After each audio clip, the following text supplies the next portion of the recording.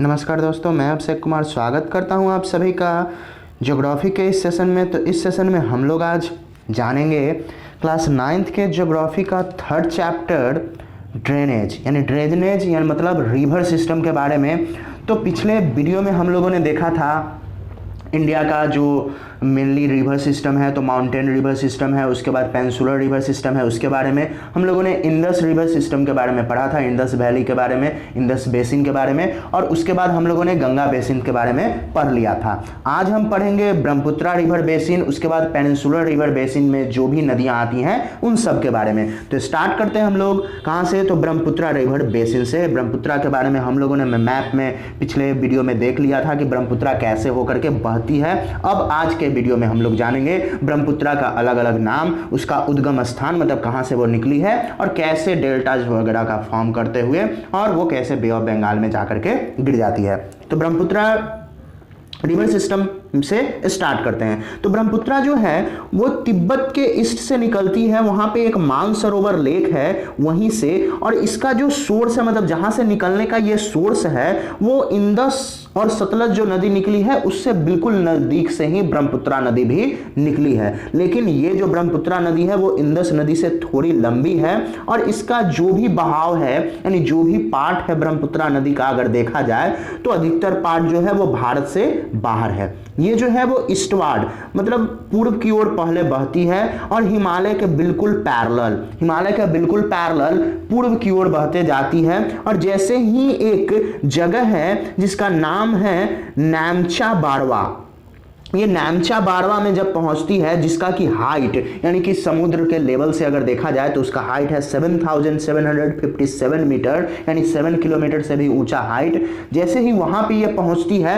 तो direct U turn मतलब ऐसे जाते जाते डायरेक्ट ये यू टर्न ले लेती है और इंटर करती है इंडिया में। कहां, तो अरुणाचल प्रदेश जो स्टेट है इंडिया का वहां, और वहां एक जॉर्ज के थ्रू, यानी जॉर्ज होता क्या है कि एक छोटा सा मतलब संकीर्ण पाथ होता है दो माउंटेन्स के बीच में, वहां से ये आती है इंडिया में, प्रवेश करती है अरुणाचल प्रदेश में, और यहां इसका नाम है ब्रह्मपुत्रा का दिहांग।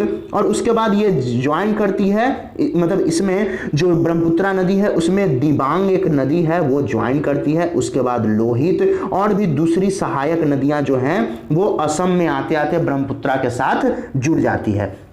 अगर हम लोग देखें कि ब्रह्मपुत्रा जो है उसका नाम अगर देखा जाए तो तिब्बत में इसका नाम सैंगपो है, और बांग्लादेश में इसको जमुना के नाम से जाना जाता है। तिब्बत में जो ये नदी है वो बहुत ही स्मॉलर वैल्यू मतलब बहुत कम पानी इसमें रहता है, क्योंकि तिब्बत जो क्षेत्र है वो ठंडा प्रदेश है और शुष्क भी है मतलब सूखा है, तो इस कारण से पानी इसमें बहुत कम होता है। और जैसे ही ये नदी ब्रह्मपुत्रा इंडिया में आती है तो ये वैसे एरिया से, वैसे क्षेत्र से पास करती है जहां बहुत ज्यादा बारिश होने वाला क्षेत्र है, जैसे कि चेरापूंजी हो गया, मानसीरम हो गया, वहां से होकर के ये गुजरती है, जिसके कारण भारत में आने के बाद इसका पानी जो है वो बढ़ जाता है, मतलब इस नदी में जो वाटर कंटेंट है वो बढ़ जाता है, और उसी के कारण जब ज्यादा पानी होगा तो ये ज्यादा इरोड करेगी, और उसके कारण इसमें कंसिडरेबल अमाउंट ऑफ सिल्ट भी प्रेजेंट हो जाता है। अब ब्रह्मपुत्रा जो है वो करती क्या है कि जैसे ही असम में ये पहुंचती है तो बहुत सारा रिवराइन आइलैंड्स का फॉर्मेशन करती है, यानी नदी के बीच में जो टापू होते हैं उनका फॉर्मेशन करती है। और क्या आपको मालूम है वर्ल्ड्स का लार्जेस्ट रिवराइन जो आइलैंड है वो ब्रह्मपुत्रा के द्वारा ही बनाया गया है। मजौली आइलैंड के बारे में आप लोगों ने सुना होगा। और प्रत्येक साल होता क्या है, ब्रह्मपुत्रा के कारण रेनी सीजन में यानी बारिश के मौसम में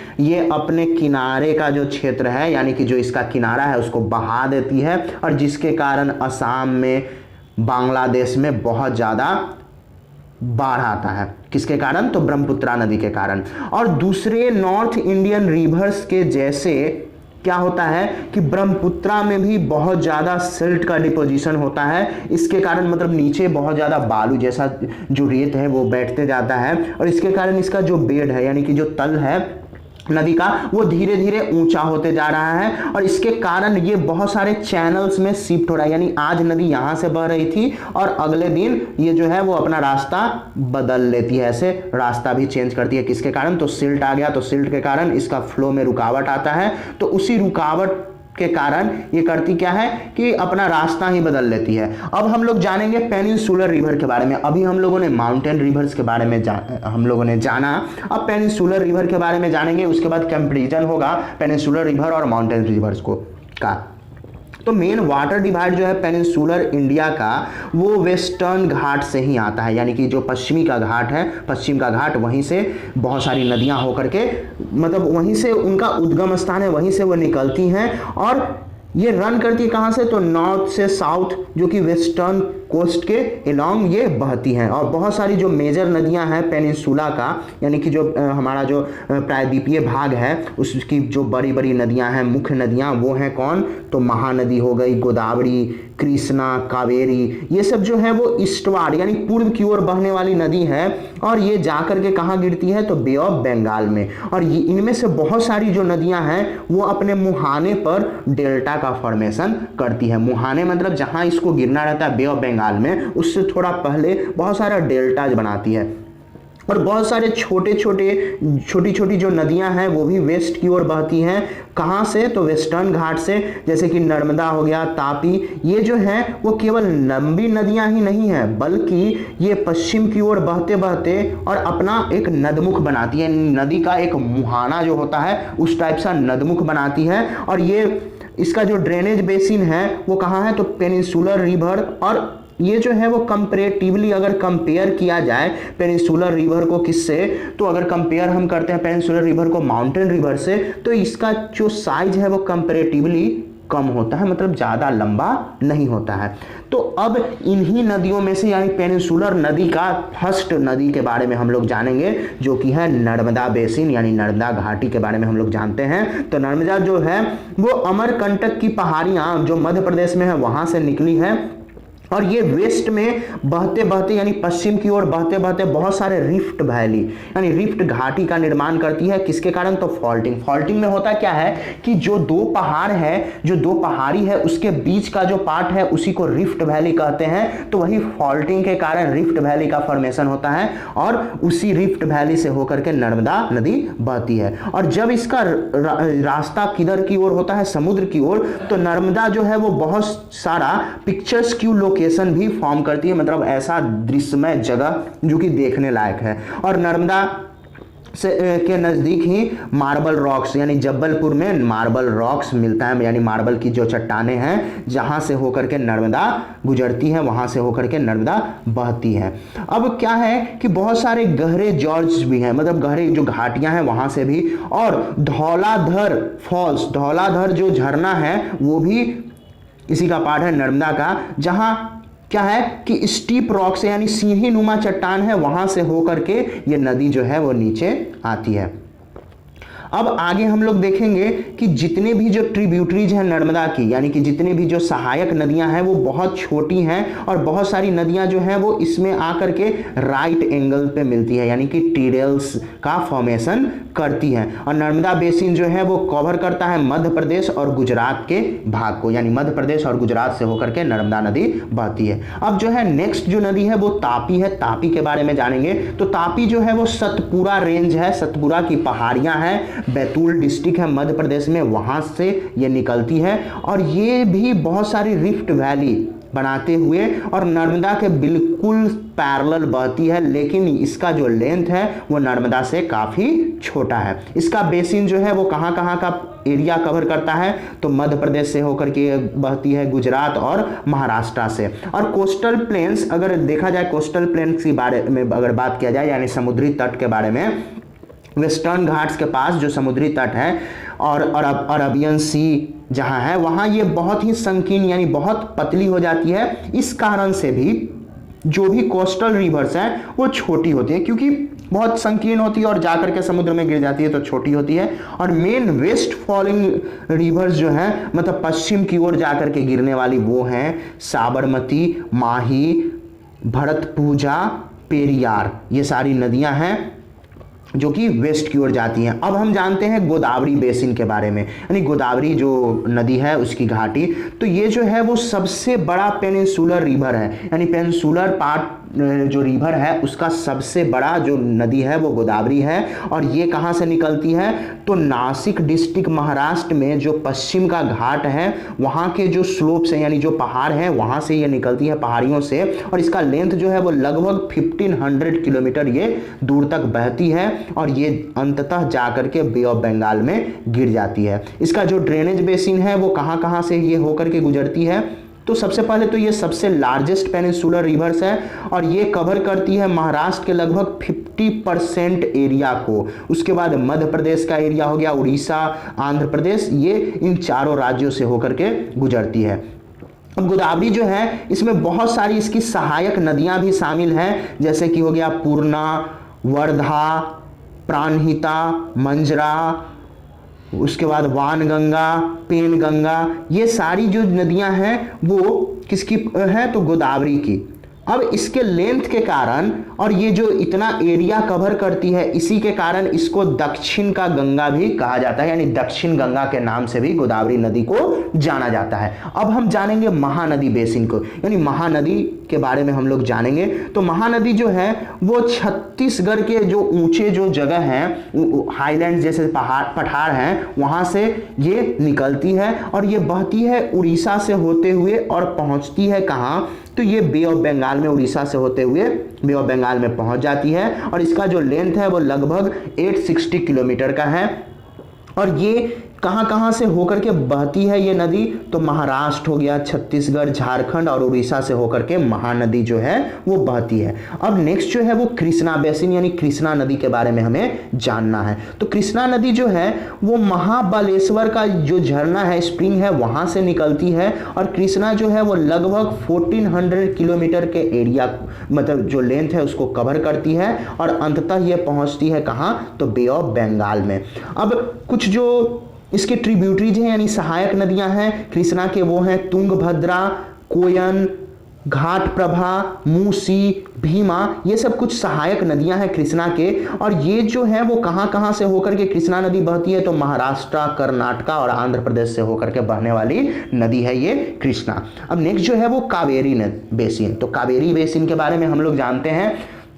तो कावेरी जो है वो ब्रह्मगिरी के पर्वतों से निकली हुई है, ये कावेरी, जो कि वेस्टर्न घाट्स में यानी पश्चिमी घाट में, और ये अंततः पहुंचती है ये भी कहाँ, तो बे ऑफ बंगाल में। और कहाँ से होते हुए, तो तमिलनाडु के कुड्डलोर एक जगह है, वहां से होते हुए कावेरी जो है वो बंगाल की खाड़ी में पहुंचती है। और टोटल लेंथ जो है इस नदी का वो है 760 किलोमीटर। और इसकी जो मुख्य सहायक नदियां हैं कावेरी की, वो हैं अमरावती, भवानी, हेमवती, काबिनी। और इसकी जो बेसिन है वो कहाँ कहाँ से होकर के, मतलब ये नदी बहती है, तो कर्नाटका, केरला और तमिलनाडु से होकर के ये नदी बहती है।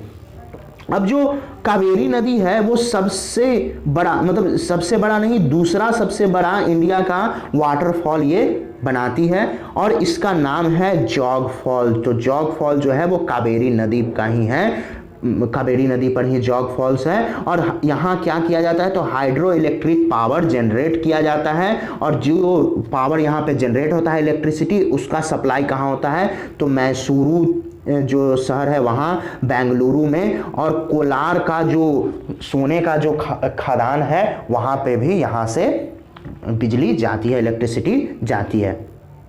अब इन बड़ी बड़ी नदियों के अलावा कुछ जो छोटी नदियां भी हैं जो कि पूर्व की ओर बहती हैं, उनमें से वो छोटी नदियां कौन कौन सी हैं, तो दामोदर हो गई, ब्राह्मणी हो गई, उसके बाद बैतरानी हो गई, स्वर्ण रेखा हो गई। ये कुछ नोटेबल एग्जाम्पल्स हैं जो कि किधर बहती हैं, तो पूर्व की ओर, यानी ये बंगाल की खाड़ी की ओर जाती है। अब लेक्स के बारे में हम लोग जानेंगे, यानी कि झीलें। तो आप लोग ये जो कश्मीर है, कश्मीर का जो फेमस डल लेक है उसके बारे में आप लोग जानते होंगे। और डल लेक किस लिए और फेमस है, तो यहाँ हाउस बोट्स होते हैं, यानी बोट पर ही घर बना हुआ रहता है। उसके बाद शिकारा होता है जहाँ लोग जाकर के घूमते हैं, और बहुत सारे इसी के कारण हजारों जो टूरिस्ट हैं वो प्रत्येक साल यहाँ डल लेक घूमने जाते हैं।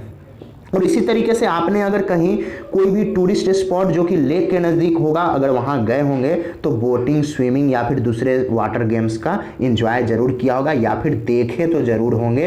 अब इमेजिन कीजिए कि यदि श्रीनगर, नैनीताल और जो दूसरे टूरिस्ट प्लेस हैं वहाँ अगर झील नहीं होता तो क्या लोग वहाँ जाने को अट्रैक्ट होते आज। और इन लेक्स का जो इम्पोर्टेंस है वो केवल टूरिस्ट के लिए ही नहीं है, और भी दूसरे जगह कारणों से हैं।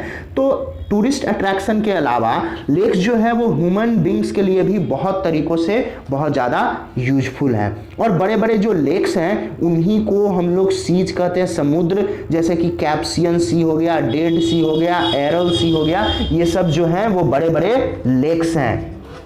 अब इंडिया जो है, इंडिया में बहुत सारे लेक्स हैं, बहुत सारी झीलें हैं, और ये जो है झील वो डिफर है, मतलब एक दूसरे से अलग अलग हैं अगर साइज के अकॉर्डिंग देखा जाए या फिर दूसरे गुण। तो बहुत सारे जो लेक्स हैं वो परमानेंट है, यानी सालों भर उसमें पानी रहता है, और कुछ जो ऐसे लेक्स हैं जिसमें कि केवल रेनी सीजन में ही पानी आता है। जैसे कि अगर लेक्स का बात किया जाए तो इनलैंड जो बेसिन है, इनलैंड मतलब कि जो नदियों के द्वारा बनाया गया है, या फिर सेमी एरिड जो अर्ध शुष्क जो क्षेत्र है वहाँ की जो झीलें हैं उनमें केवल बरसात के दिनों में ही पानी होता है। कुछ जो ऐसे लेक्स हैं जो किस कारण से बना है, तो ग्लेशियर के कारण से, यानी ग्लेशियर से जो पानी पिघला उसके कारण बना है, या फिर आइस शीट, बर्फ की चादरों के कारण से। लेकिन बहुत सारा ऐसा भी है जो कि हवा के कारण बना है, नदियों के प्रभाव के कारण, या फिर इंसानों ने बहुत सारी झीलों को भी बनाया है। अगर देखा जाए कि होता क्या है कि जो नदी है वो बहुत ऐसे घूम घूम कर बहती है, यानी मेंडरिंग करती है रिवर फ्लड प्लेन के क्रॉस, यानी यहाँ मान लीजिए कि फ्लड प्लेन है, यहाँ पे मिट्टी हो गया, तो यहाँ से वो कैसे बहेगी, तो ऐसे घूम कर बहेगी। और इसी के कारण ऑक्सबो लेक्स का फॉर्मेशन होता है, यानी कि ऐसे अगर नदी ऐसे ऐसे घूम कर बह रही है तो यहाँ जो पानी इकट्ठा होगा बीच में, यहाँ हो गया, यहाँ इकट्ठा हो गया, तो ये जो है वो ऑक्सबो लेक्स इसको कहते हैं। और ये जो है वो क्या होता है कि कोस्टल एरिया में ये फैल जाती है स्प्लिट और बार्स में। जैसे कि एग्जाम्पल देखा जाए तो चिल्का लेक हो गया, पुलिकेत लेक हो गया, कोलेरिरू लेक हो गया। और लेक जो है वो ऐसा क्षेत्र होता है इनलैंड ड्रेनेज का जो कि कभी कभी क्या होता है, सीजनल होता है। जैसे एग्जांपल अगर देखा जाए कि सांभर लेक जो राजस्थान में है, जिसका यूज जिसको हम लोग साल्ट वाटर लेक भी कहते हैं, यानी कि नमक वाला झील, और इसका यूज हम लोग नमक प्रोड्यूस करने के लिए करते हैं, यानी इसके पानी से नमक बनाया जाता है। तो बहुत सारे फ्रेश वाटर लेक्स भी हैं, यानी सारा लेक्स जो है वो नमकीन पानी वाला भी नहीं है, बहुत सारे फ्रेश वाटर लेक्स जो हैं वो हिमालयन रीजन में है। और ये जो लेक्स हैं वो किनके कारण बने हैं, तो ग्लेशियल ओरिजिन, यानी कि ग्लेशियर से जो बर्फ पिघलता है उसके कारण बने हैं। और अगर दूसरे शब्दों में कहा जाए तो ये जो बने हैं वो ग्लेशियर डगआउट बेसिन है, यानी ग्लेशियर जो क्या किया कि बहुत सारा पानी आया तो उसके कारण ये गड्ढा खुद गया और वहां पे ये झील बन गया। और बाद में इसमें पानी आता कहाँ से है, तो बर्फ जो पिघलते हैं और उस कारण से यहाँ पानी आता है। तो वुलर लेक जो है वो जम्मू एंड कश्मीर का अगर देखा जाए तो ये जो है वो किस कारण से बना है, तो ये टेक्टोनिक एक्टिविटी, यानी कि अर्थ के अंदर जो टेक्टोनिक प्लेट्स का मूवमेंट होता है उसके कारण उलर लेक बना है। और हम लोग जानते हैं कि ये जो है उलर लेक वो लार्जेस्ट फ्रेश वाटर लेक है इंडिया में। उसके बाद हो गया डल लेक, भीमताल, नैनीताल, लोकतक, बाड़ापानी, ये कुछ इंपॉर्टेंट फ्रेश वाटर लेक्स हैं।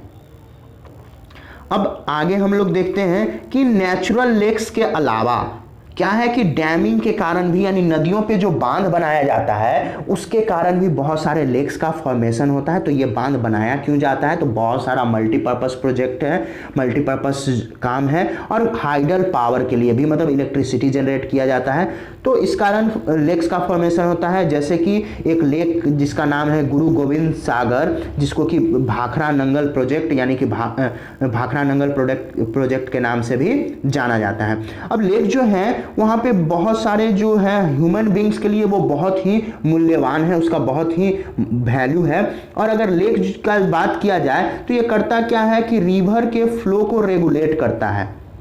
यानी नदियों का जो पानी है वो कितना होना चाहिए, वो उसको रेगुलेट करता है, मतलब रेगुलेटर का काम करता है लेक। कैसे कि जब हेवी रेन्स होता है, काफ़ी भारी बारिश, तो ये बाढ़ आने से बचाता है, क्योंकि जो भी पानी है वो कहाँ आ जाता है, लेक्स में, तो इस कारण बाढ़ आने से बचाता है। और ड्राई सीजन में क्या करता है कि ये मेंटेन करता है वाटर फ्लो का, क्योंकि इसमें जो पानी है वो नदियों से होकर के बहता है, तो इसलिए जो लेक है उसको हम लोग कह सकते हैं कि रिवर का ये रेगुलेटर है। और लेक जो है उसका यूज हम लोग हाइडल पावर को डेवलप करने के लिए भी करते हैं। ये जो है वो मॉडरेट करते हैं क्लाइमेट के, मतलब जहाँ भी लेक्स होते हैं वहाँ का जो आसपास का जो क्लाइमेट होता है, मौसम होता है, वो ना ही ज़्यादा गर्म और ना ही ज़्यादा ठंडा होता है। और लेक्स और कैसे इंपॉर्टेंट है, तो एक्वाटिक इकोसिस्टम, यानी कि जो जलीय जो इकोसिस्टम है उसको ये मेंटेन रखता है। उसके बाद प्राकृतिक सुंदरता को भी बढ़ाता है, टूरिज्म को भी डेवलप करता है, और रिक्रिएशन यानी कि जो ग्राउंड वाटर है उसको पुनः फिर से बनाता है। अब हम देखेंगे कि आर्थिक रूप से नदियों का क्या रोल है, यानी इकोनॉमी में, हमारी अर्थव्यवस्था में नदियों का क्या भूमिका है। तो रिवर जो है वो ह्यूमन हिस्ट्री से ही बहुत ही इंपॉर्टेंस रहा है, यानी इतिहास से ही देखा जाए तो नदियों का बहुत ज़्यादा महत्व रहा है। अब नदियों का जो पानी है वो बेसिक नेचुरल सोर्स था, उस समय लोगों के लिए बहुत ही ज़रूरी था, बहुत सारे ह्यूमन एक्टिविटीज़ के लिए। इसलिए लोग करते क्या थे कि नदियों के किनारे ही लोग रहते थे पुराने समय में, और इसी सेटलमेंट्स के कारण, यानी लोग आकर नदियों के किनारे बसते गए, उसके कारण बड़े बड़े शहरों का निर्माण हुआ, जो कि अभी आज के समय में अगर देखा जाए इंडिया का ही एग्जांपल, तो जितने भी बड़े शहर हैं सब नदियों के किनारे ही हैं। और अगर लिस्ट बनाया जाए हमारे स्टेट का ही, तो हमारे स्टेट में अगर जो पटना की बात की जाए तो ये भी नदी के किनारे, गंगा नदी के किनारे ही है। और नदियों का यूज हम लोग किस किस तरीके से करते हैं, तो इरिगेशन के लिए, सिंचाई के लिए किए, नेविगेशन के लिए, यानी कि कोई भी अगर सामान एक जगह से दूसरे जगह ले जाना है तो नाव के थ्रू हम लोग ले जा सकते हैं, नाव के द्वारा, और काफ़ी कम खर्चा पड़ता है, मतलब बिल्कुल चीप प्राइस में हम लोग ले जा सकते हैं नेविगेशन के थ्रू। उसके बाद नदियों का यूज हम लोग हाइड्रो पावर जनरेशन के लिए करते हैं, यानी वाटर से जो इलेक्ट्रिसिटी जनरेट होता है उसके लिए, और इसका बहुत ही स्पेशल सिग्निफिकेंस है, बहुत ही खास महत्व है। और पार्टिकुलरली अगर इंडिया की बात किया जाए तो यहाँ जो बहुत सारे जो लोग हैं, मेजोरिटी ऑफ इसका पॉपुलेशन है, वो किस पे डिपेंड करता है, तो एग्रीकल्चर पे, कृषि पे, और इस कारण नदियों का बहुत ज़्यादा महत्व है इंडिया में।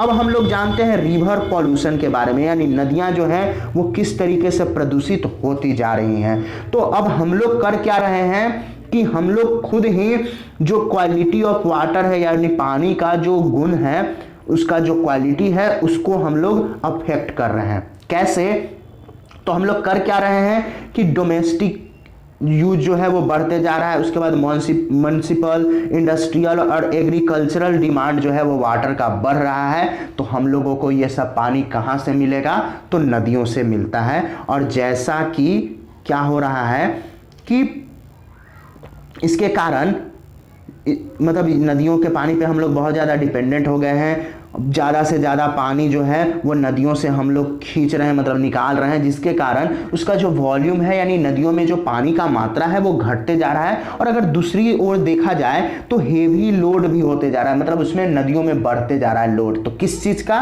तो अनट्रीटेड, यानी बिना उपचार किया हुआ जो सीवेज है, यानी घर से निकलने वाला जो गंदा पानी है, जो कचरा है, वो कहाँ बहा दिया जा रहा है, तो नदियों में। उसके बाद इंडस्ट्री से निकलने वाला जो कचरा है उसको भी खाली कर दिया जा रहा है नदियों में, जिस कारण जो नदियां हैं वो प्रदूषित होते जा रही हैं। और इसका इफेक्ट जो है केवल वाटर के क्वालिटी पे ही नहीं पड़ रहा है, बल्कि नदियों का जो सेल्फ क्लीनिंग कैपेसिटी था, यानी खुद से वो अपने आप को साफ कर लेती थी, वो भी घटते जा रहा है, यानी कि वो भी लगभग अब खत्म जैसा हो गया है। जैसे अगर एग्जाम्पल देखा जाए तो एडिक्वेट स्ट्रीम फ्लो जो था, मतलब इतना तेज बहाव था गंगा का कि ये करती क्या थी कि 20 किलोमीटर के एरिया में ही बड़े बड़े शहरों के जो पॉल्यूशंस होते थे उसको अपने अंदर डाइल्यूट कर लेती थी। लेकिन लोग अब क्या करते गए कि ज़्यादा से ज़्यादा उसमें कचरा, तो उसका भी एक लिमिट है, वो कितना साफ करेगी।